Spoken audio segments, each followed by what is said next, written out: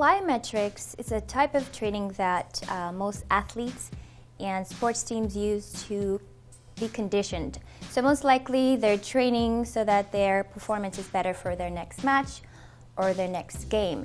And usually with plyometrics, it's really high intensity, and the movements that are used are the same movements that the sports team or an athlete would use functionally, so that it's repetitive, so that they're conditioned for their sport.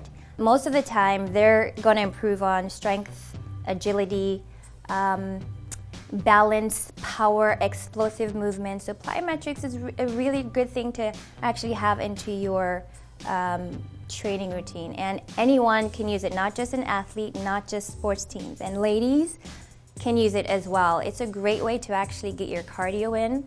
As an athlete, I used it throughout my entire career, collegiate career and high school career, and to this day I still use it even though I don't run anymore, but I know how powerful it is to have in my everyday routine. A really great example of how to incorporate plyometrics into your exercise routine would be, for instance, today I would be doing a back and shoulder workout. So it's going to be a weighted exercise, muscular strength exercise. So I'm going to do like a shoulder press, and then I'm going to pick one or two plyometric movement and do that for about 30 seconds or so, and then I'm going to rest, and I'm going to repeat weights, and then the plyo move, and then rest. And now what I just did was I created what's called the afterburn, and that's what really is important with plyometric. It creates an afterburn so that tomorrow, the next day, your body is really geared up and burning. And so that's another really great example of how to incorporate it into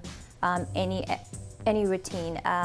The other thing is, you can do it outside, you can do it in your home. It doesn't matter where you are. There's a lot of body weight involved, so you kind of don't need a lot of props. And if you do, you can pick a tree branch or a rock or anything like that, depends on what you're doing.